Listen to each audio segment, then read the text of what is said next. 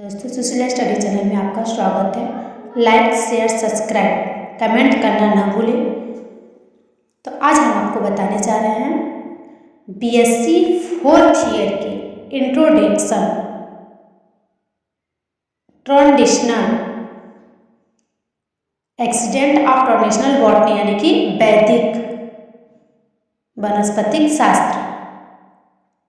तो देखेंगे सबसे पहला यूनिट 1 का तो दिया है क्वेश्चन, पहला दिया है पारंपरिक वनस्पतिक शास्त्र का अवधारणा, अवसर व महत्व।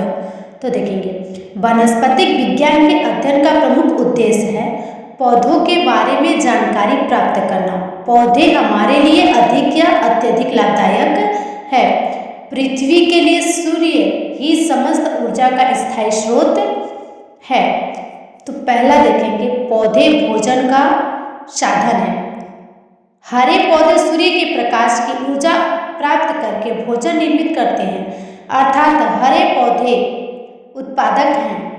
पौधे वायु शुद्ध करते हैं। वातावरण में जीवों के श्वसन द्वारा आग के जलने आदि अनेक क्रियाओं के कारण वायु में कार्बन डाइऑक्साइड यानी कि CO2 की मात्रा बढ़ती रहती है। पौधे कार्बन डाइऑक्साइड लेकर इससे भोजन निर्माण करते हैं तथा बदले में वायु को ऑक्सीजन देते हैं। पौधे ईंधन देते हैं। ईंधन जैसे लकड़ी, कोयला, तेल, पेट्रोल आदि सभी पौधे से ही उपलब्ध होते हैं।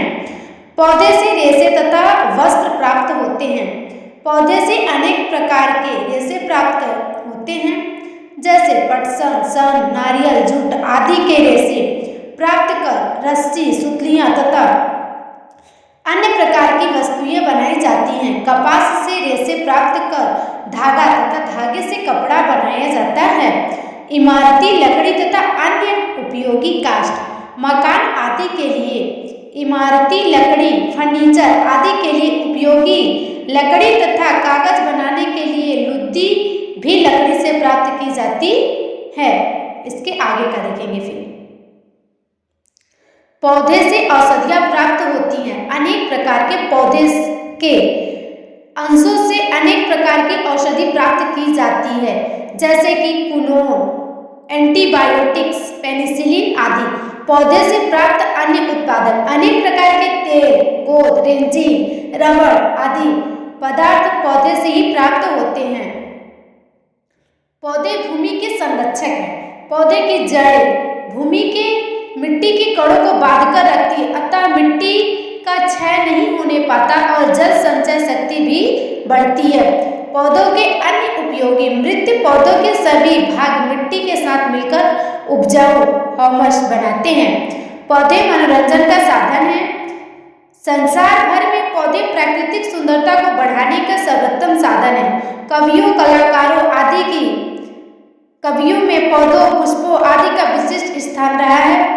छपाई के नमूनों, चित्रकारी के लिए पौधे विशिष्ट प्रेरणा स्रोत माने जाते हैं।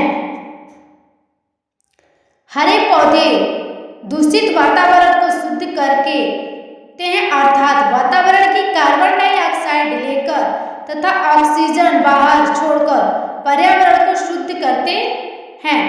इंपॉर्टेंट ऑफ इथनोबॉटनी, हमारे लिए उपयोगी पौधों की पहचान करने में सहायक, पौधों के ज्ञान पर जोर देना जो परंपराओं से संबंधित है, जो समाज के विकास में मदद करते हैं। लोगों के जनजातीय समूहों के लिए इथनोबॉटनी आवश्यक है। जनजातीय लोगों के लिए उपयोगी इथनोबॉटनी जैव विविधता और सांस्कृतिक विविधता के साथ साथ पौधों और मनुष्यों के पारंपरिक प्रभाव के बीच एक कड़ी स्थापित करने के लिए जागरूकता को भी प्रोत्साहित करती है।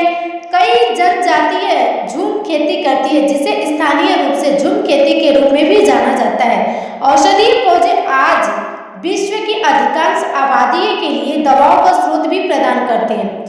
इसे मेडिको इथनोबॉटनी कहा जाता है। यह पहलू हमें इथनोबॉटनी के महत्व को भी दर्शाता है।